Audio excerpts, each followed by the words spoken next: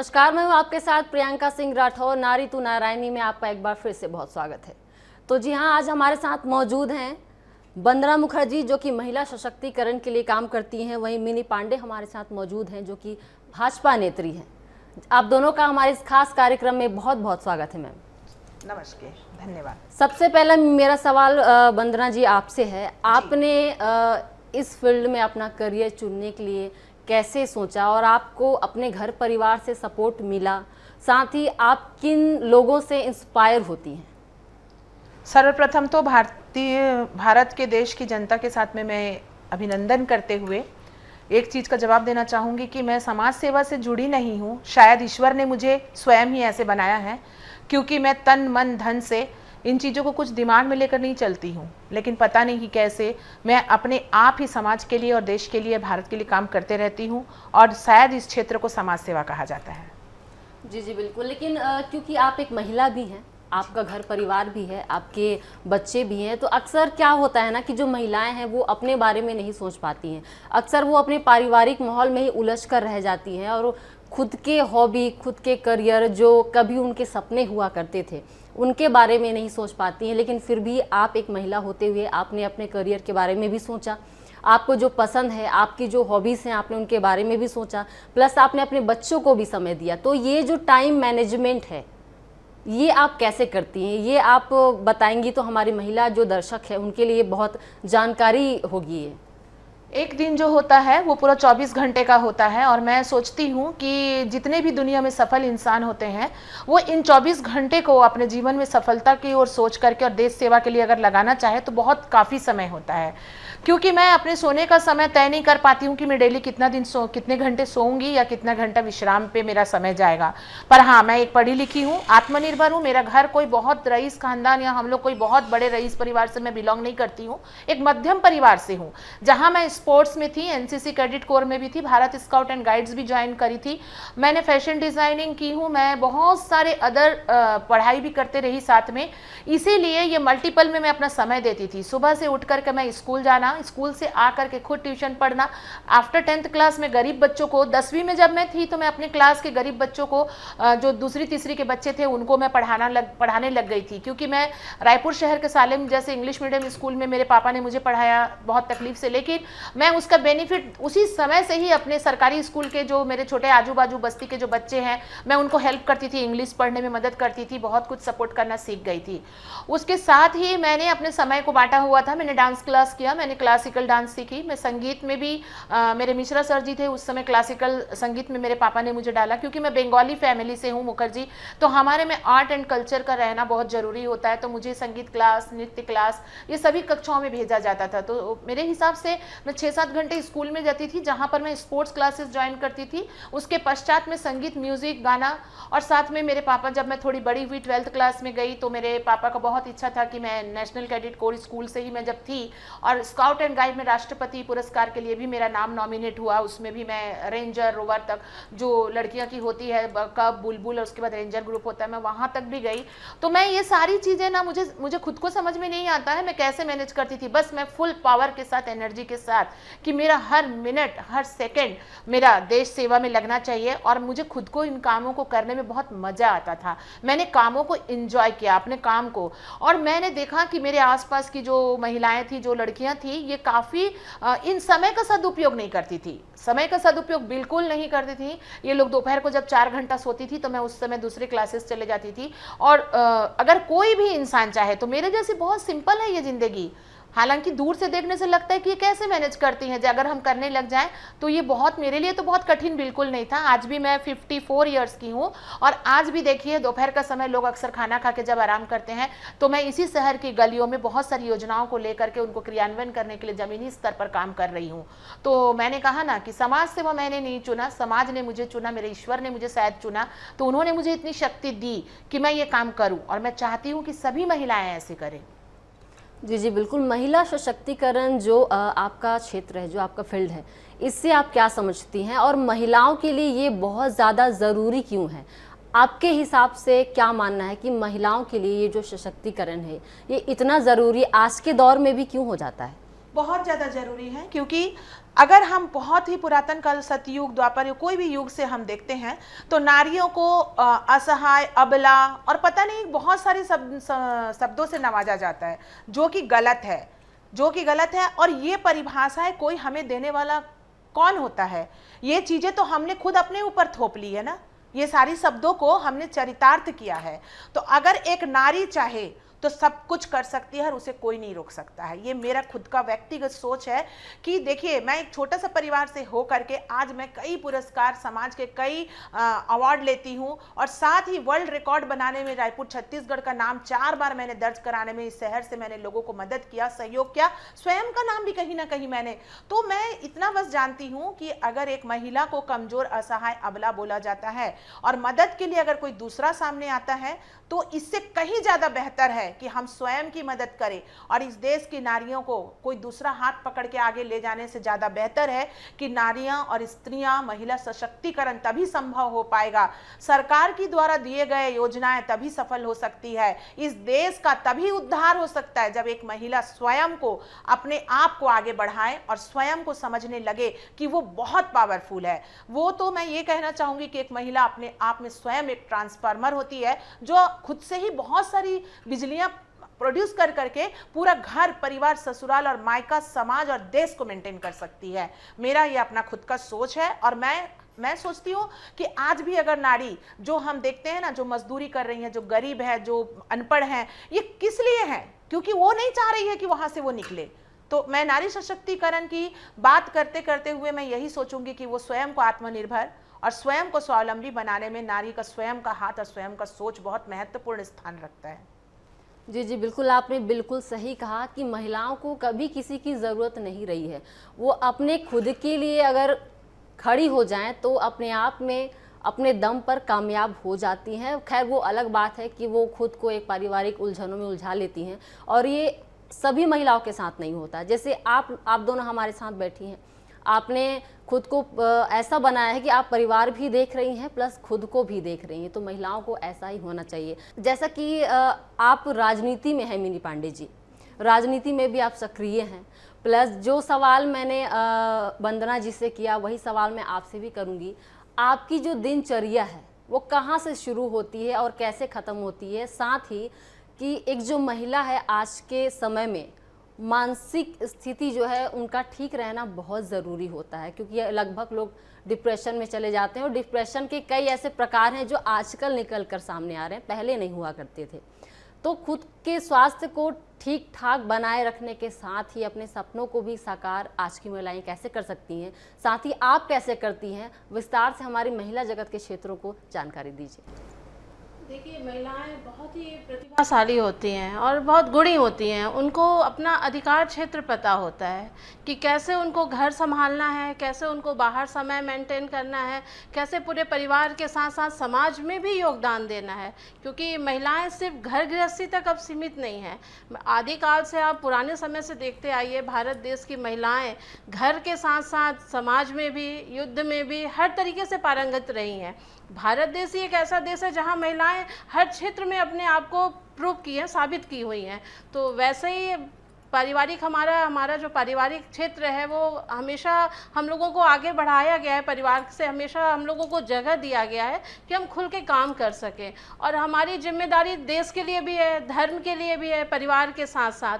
तो हम पहले अपना परिवार देखते हैं, बच्चे देखते हैं, और फिर जो अपना समय, जो हमारा समय बचता है उस समय को हम राजनीति में लगाते हैं, धर्म में लगाते हैं, देशभक्ति में लगाते हैं, ताकि महिलाएं जागृत हों, महिलाएं अपने अधिकारों को समझें, और महिलाएं भी बढ़ चढ़ करके हर चीज़ में प्रतिक्रिया दें। क्योंकि समाज महिलाओं से चलता है, महिलाओं के भी, उनके भी विचारधारा से बहुत कुछ परिवर्तित होता है समाज में। तो महिलाओं का बहुत बड़ा योगदान रहता है। देखिए, महिलाएं घर में खुश रहती हैं तो घर का पूरा माहौल खुश रहता है। घर में महिलाएं दुखी हैं तो घर का पूरा माहौल अस्त व्यस्त और दुखी रहता है। उसी तरीके से महिलाओं को घर में एक ऐसा माहौल देना चाहिए कि वो खुश रहें, क्योंकि महिलाएं खुश रहेंगी तो अच्छे अच्छे डिसीजन लेंगी, बच्चों को अच्छी शिक्षा देंगी, घर के लोगों की अच्छी देखभाल करेंगी, और बचा हुआ समय हम फिर अपने घर में जब हम स्वस्थ रहते हैं, एक अच्छे मानसिकता के साथ घर से जब हम बाहर निकलते हैं, तो हम बाहर भी पूरी प्रतिभा के साथ लोगों के सामने आते हैं और अपनी प्रतिभा दिखाते हैं।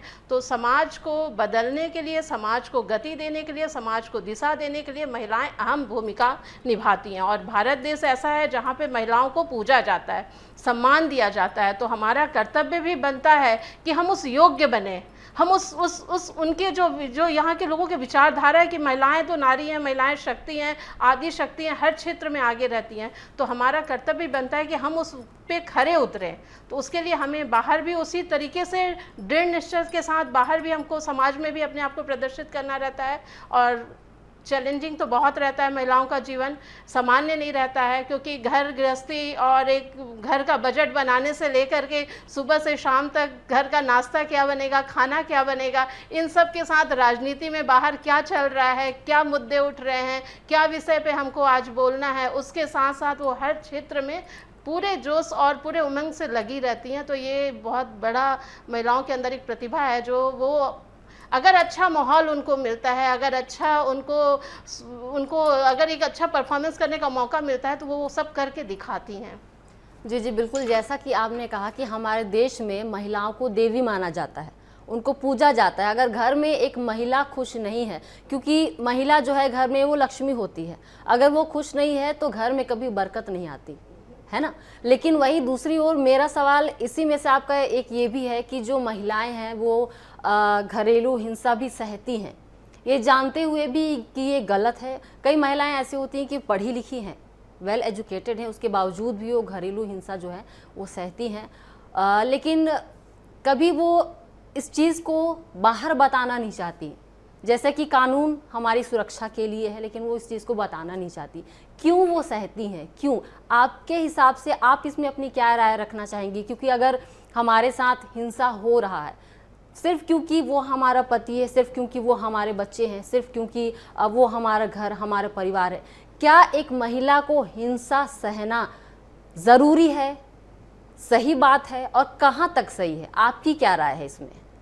देखिए, महिलाएं हिंसा सहने के लिए नहीं बनी हुई हैं। महिलाओं को प्रतिक्रिया देना चाहिए, हमेशा प्रतिक्रिया उनको व्यक्त करना चाहिए कि गलत हो रहा है, क्योंकि आप उनको प्रताड़ित करके, उनको परेशान करके उनकी आवाज़ दबा सकते हो, किस हद तक दबा सकते हो। एक न एक दिन महिलाएं उभर के सामने आ ही जाती हैं।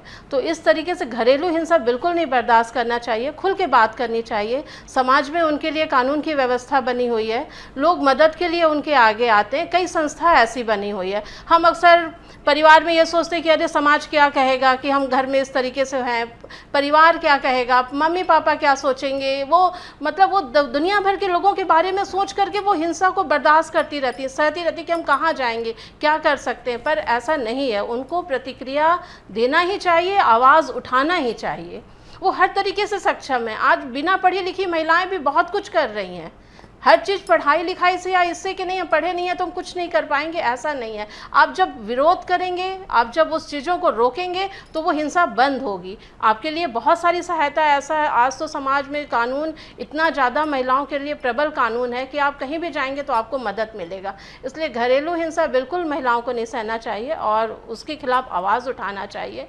और महिलाओं को सम्मान देना हर परिवार का कर्तव्य है। आपके संस्कार तभी प्रदर्शित होंगे जब आपके घर की महिलाओं का स्थिति क्या है, उस पर डिपेंड करता है कि आपके घर का संस्कार क्या है, आपके घर का कल्चर क्या है, आपके घर की संस्कृति क्या है। ये महिलाओं के रहन सहन पे हम लोग डिसीजन लेते हैं। पुराने लोग हैं जो देखते हैं घर में महिलाएं किस स्थिति में हैं, महिलाएं खुले विचारधारा की हैं, महिलाएं पढ़ रही हैं, आ रही हैं, जा रही हैं, घूम रही हैं, अपने स्वतंत्र हैं। तो उस घर का हम लोग को लगता है कि पुरुष वर्ग बहुत अच्छा है, देखो महिलाओं को सम्मान दिया है, महिलाओं को आगे बढ़ने दे रहा है। तो ये उस घर के पूरे लोगों के बारे में पता चलता है। वही महिलाएं कुंठित हैं, प्रताड़ित हैं, परेशान हैं, तो वहाँ के लोगों का मानसिकता बन जाता है कि इस घर का पुरुष वर्ग ऐसा है तभी तो महिलाएं ऐसी हैं, इस घर में महिलाओं को सम्मान नहीं मिल रहा है। तो ये आपका भी प्रदर्शन है। अगर महिला दुखित प्रताड़ित है तो ये घर के उस वर्ग का भी है कि वो उस घर के लोगों की की मानसिकता कैसी है, वो आपका भी बता रहा है कि आप घर में महिलाओं के साथ क्या दुराचार या दुर्व्यवहार कर रहे हैं। तो इसलिए अगर समाज को अच्छा बनना है तो वो घर से ही सुधार ला सकता है।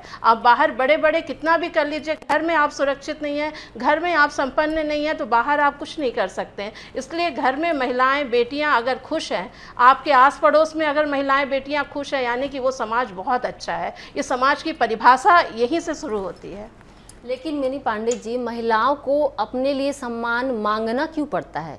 ये स्थिति ऐसी क्यों हो जाती है कि उनको मांगना पड़ता है, बिना मांगे क्यों नहीं मिलता? ये स्थिति क्यों ऐसी आ जाती है? हमारा खुद का एक अस्तित्व है, हमारा खुद का एक इतिहास है। हम खुद इतने सजग बने, इतना वो बने कि हम अपने हक के लिए हमको लड़ना ही पड़ेगा। डोमिनेट किया ही जाता है, हर फील्ड में महिलाओं को डोमिनेट किया जाता है, हर जगह महिलाओं को दबाया जाता है कि हमसे आगे ना बढ़ पाए, इसके विचार हमसे अच्छे ना होने पाए, ये हमसे ज़्यादा तरक्की ना कर ले करके हर जगह डोमिनेट किया जाता है।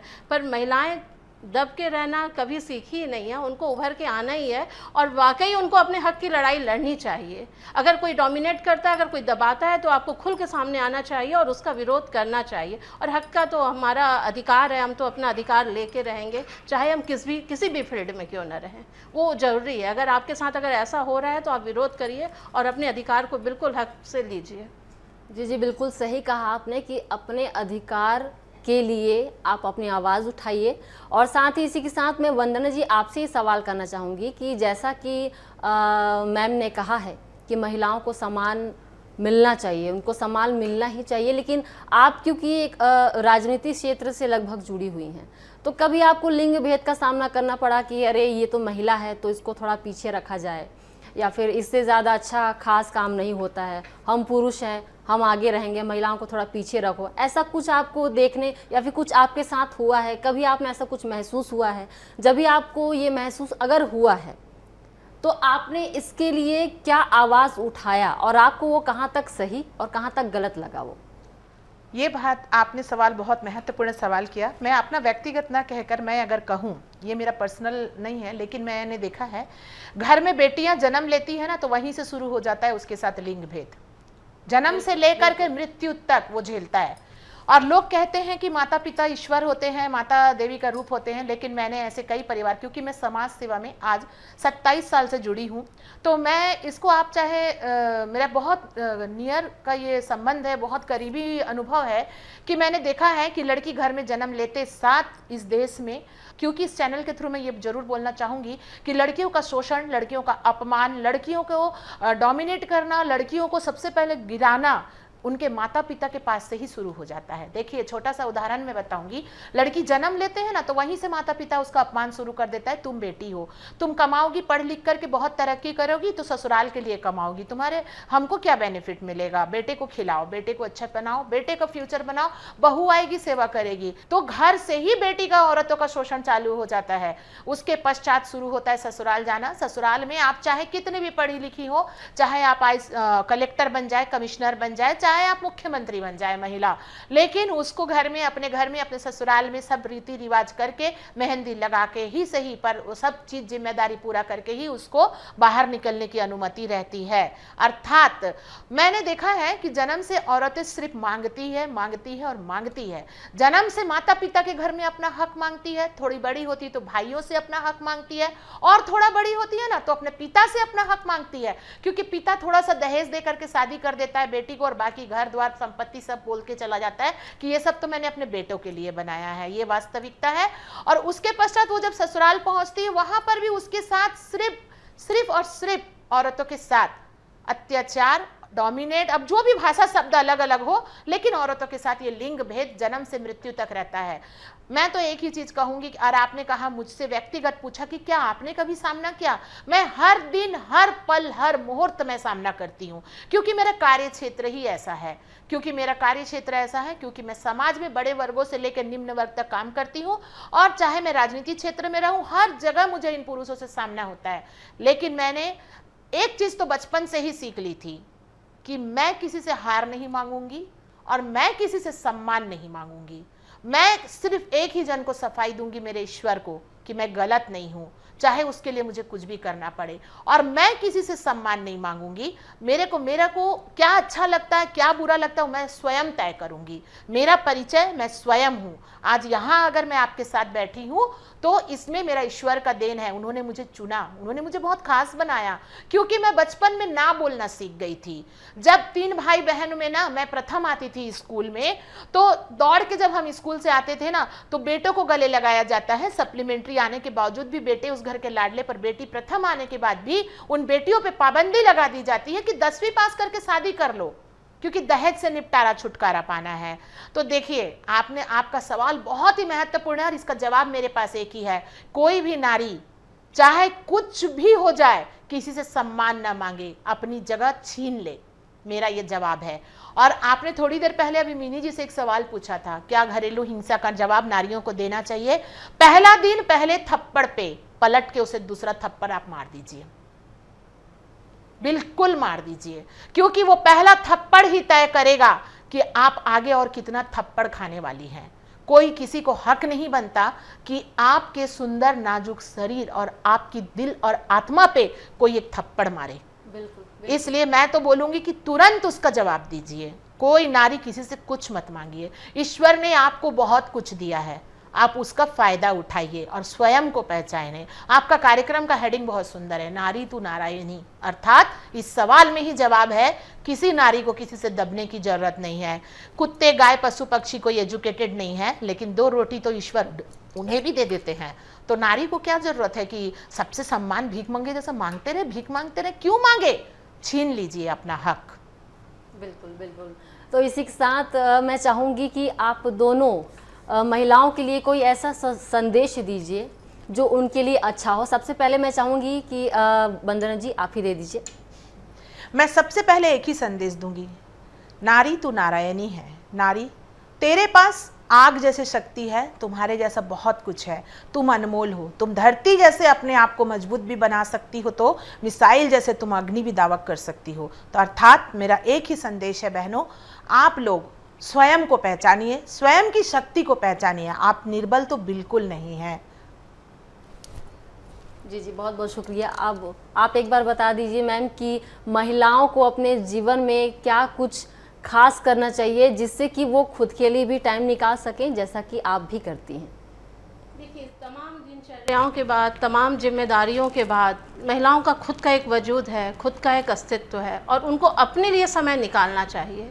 उनकी अपनी क्रिएटिविटी होनी चाहिए, अपना उनका एक परिचय होना चाहिए। हम अपने परिचय के लिए खुद मेहनत करते हैं, हमको कोई बना बनाया प्लेटफॉर्म नहीं मिलता है, हमको खुद मेहनत करना रहता है। और हमारा कर्तव्य बनता है कि हम अपनी पहचान खुद बनाएं, एक अच्छा मुकाम हम हासिल करें। उसके लिए हमें मेहनत और लगन और परिश्रम करना चाहिए। हमारा खुद का अपना एक संघर्ष होना चाहिए। और मैं बोलूँगी कि औरतें हर फील्ड में आगे बढ़ती हैं। सामान्य सी महिला भी अपना एक दायरा बनाती है सामाजिक, और उसमें आगे बढ़ती है। तो देश के लिए, धर्म के लिए, समाज के लिए, नारी उत्थान के लिए हम सबका कर्तव्य है। और घर से निकल करके हमको उसमें समय देना चाहिए। हर चीज़ में हमें हमारा भी निर्णय हो, हमारा भी सुझाव हो, हमारा भी व्यक्तिगत उसमें राय हो। ये चीज़ें, आप ये मत सोचिए कि नहीं मेरा काम सिर्फ खाना बनाना है, मेरा काम सिर्फ बच्चे संभालना है, मेरा काम सिर्फ घर गृहस्थी संभालना है। ये तो हम करते ही हैं, ये हर घर की महिलाएं करती हैं। इसके अलावा भी हमारा एक खुद का अपना पहचान होना चाहिए, उसके लिए हमें संघर्षरत रहना चाहिए। जी जी बिल्कुल, आपने बिल्कुल सही कहा। तो आज हमारे साथ आप दोनों शामिल हुए, इसके लिए आपका बहुत बहुत शुक्रिया। आपने बड़े ही खुल के अपनी बातों को रखा, अपनी अनुभवों को हमारे साथ साझा किया। आप दोनों हमारे इस खास कार्यक्रम में शामिल हुई, इसके लिए आपका बहुत बहुत शुक्रिया। इसी के साथ नारी तू नारायणी में आज के लिए फ़िलहाल इतना ही। अगली बार फिर हाजिर होंगे नई और जज्बे भरी कहानी लेकर। तब तक के लिए मुझे दीजिए इजाज़त। नमस्कार।